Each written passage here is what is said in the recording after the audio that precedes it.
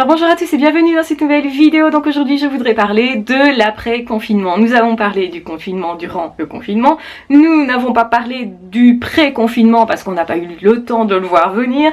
Mais ici on est dans l'après-confinement. Et je voudrais en parler parce que je pense que beaucoup de personnes, quand ils ont vécu le confinement, attendaient le déconfinement en se disant ça va nous soulager, ça va être chouette, etc. En fait ici on est un petit peu toujours dans cet état où on n'a pas repris notre vie d'avant complètement.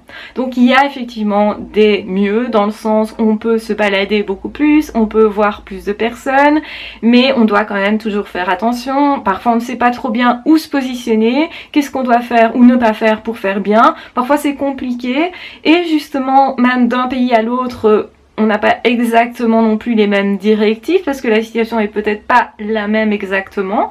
Et donc du coup on se retrouve un petit peu comme ça dans un après-confinement où quelque part pendant le confinement on a vu à la loupe les problèmes de notre vie, les choses qui nous plaisaient ou qui nous plaisaient moins. Et quelque part aussi on a été dans une sorte de stand-by.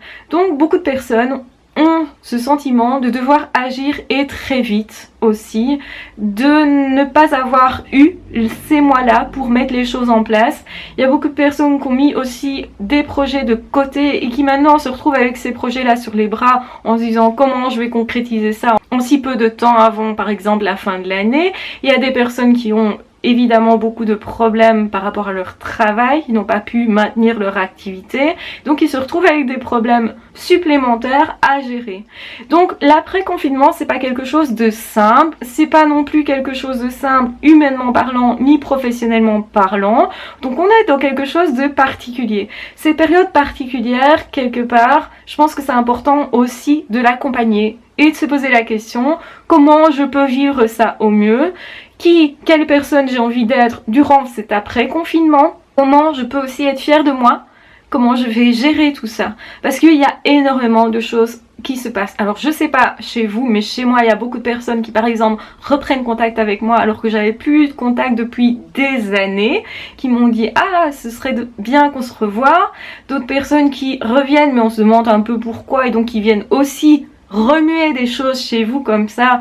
Et je m'attendais pas spécialement. Alors il y a aussi le fait que du coup vous devez vous organiser pour essayer de gérer votre temps et réouvrir des relations avec tout ce que ça implique, avec aussi le fait de faire attention. Il y a aussi pour moi en tout cas la découverte que certaines choses avant le confinement me procuraient du plaisir et maintenant je n'ai plus de plaisir à faire ces choses-là. C'est quoi par exemple? C'est simplement aller faire mes courses parce que j'adorais quelque part choisir des produits comme ça et être hyper détendue. Je me servais de ces périodes-là comme période de détente, comme période quelque part où je sortais de mon travail, je faisais quelque chose, je me mettais en activité physique aussi puisque je marchais pour aller faire mes courses et donc là je n'ai plus ces périodes-là. Donc en fait on avait des stratégies dans le passé qui nous a servi à justement structurer notre vie que l'on n'a plus actuellement ou qu'on ne sait pas reprendre. Il y a des personnes qui n'ont pas repris leur travail d'ailleurs, ou bien pas dans les mêmes modalités que par le passé. Donc tout ça, c'est pas simple à gérer et on n'en parle pas. Je ne vois pas vraiment de personnes sur YouTube ou dans les médias qui parlent tellement de l'après-confinement, de tout ce que ça implique psychologiquement, je parle. Il y a évidemment du stress d'être face à quelque chose finalement de nouveau parce que c'est pas notre vie d'avant vraiment, c'est quelque chose de différent et c'est aussi face à d'autres incertitudes que l'on se retrouve, c'est-à-dire qu'on ne sait pas si on va être reconfiné, on ne sait pas en fait comment va être fait l'avenir et quelque part c'est un petit peu une année sacrifiée avec tout ce que ça implique. Donc c'est-à-dire que si au début de l'année on s'était dit voilà je vais faire ceci, ceci, ceci dans l'année, et bien certainement vous avez dû revoir vos priorités. Il y a des personnes qui se sont séparées, il y a des personnes qui justement au contraire se sont mises ensemble. Donc il y a beaucoup de choses qui se jouent au niveau relationnel et au niveau professionnel. Donc c'est compliqué à gérer et c'est normal de ressentir aussi du stress ou de l'incertitude. Ce qui se passe aussi, c'est que les personnes se sont retrouvées quelque part en stand-by forcés avec le confinement et maintenant vont avoir cette envie, cette urgence à agir, à concrétiser les choses, à avancer, mais vont le faire peut-être de façon complètement déstructurée. Donc moi ce que je recommande, c'est vraiment se concentrer sur ce qui nous est essentiel, se poser les questions aussi essentielles et se dire c'est pas parce qu'on est déconfiné presque que forcément on ne doit pas réfléchir à comment on va agir, comment mettre les choses en place, pourquoi on fait ça, quel sens ça a pour nous, parce que le risque ce serait justement de vouloir agir dans tous les sens un petit peu n'importe comment et de pas se poser les vraies questions. Est-ce que vraiment cette relation est importante pour moi? Est-ce que si je concrétise les choses avec telle personne, est-ce que dans le futur ça sera vraiment intéressant? Est-ce que je fais ça peut-être pour justement ne pas avoir du stress par rapport à ce que j'aurais pu ressentir? Est-ce que je fais ça comme un échappatoire ou est-ce qu'au contraire c'est constructif? Donc il y a beaucoup de questionnements et c'est tout à fait normal. Je voulais vous en parler, vous dire ok, ne vous tracassez pas trop par rapport à ces périodes-ci. S'il y a encore du stress, c'est tout à fait normal. S'il y a beaucoup de questions, c'est tout à fait normal. Si en fait vous êtes aussi en train d'essayer de remettre en place des choses sans y arriver, je pense que c'est complètement normal parce qu'on ne sait pas encore exactement avec quoi on peut jouer, je dirais. On ne sait pas exactement ce qu'on peut espérer comme type d'existence, de vie, etc.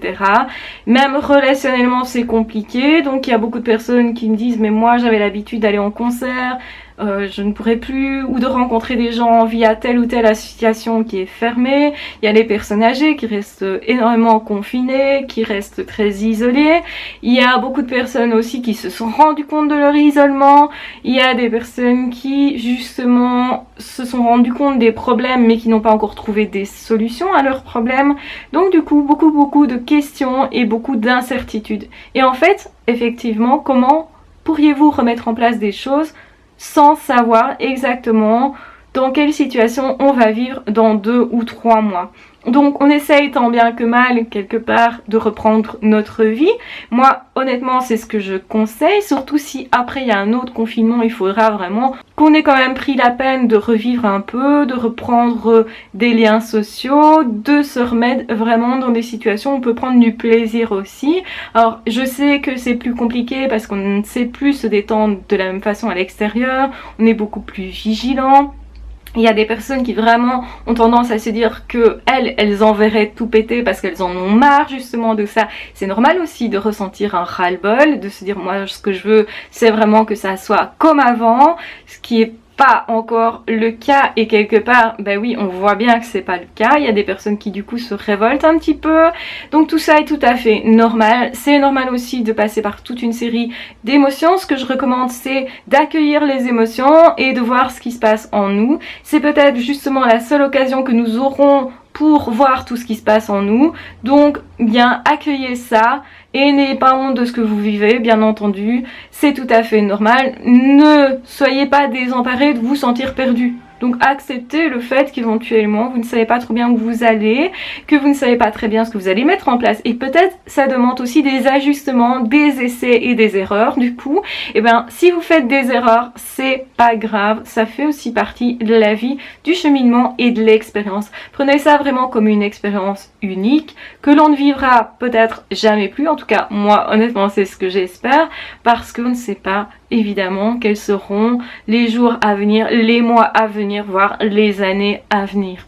Donc rassurez-vous aussi si vous vous dites ok je ressens une certaine incertitude ou une certaine angoisse ou un certain malaise, j'ai perdu mes repères que j'avais dans le passé, j'arrive pas à remettre en place les choses, tout ça est tout à fait normal. Donc rassurez-vous avec ça, apaisez-vous avec ça, essayez d'accepter aussi la situation telle qu'elle est pour vous dire ok maintenant j'en suis où, qu'est-ce que je vais faire de ça, je vais faire au mieux.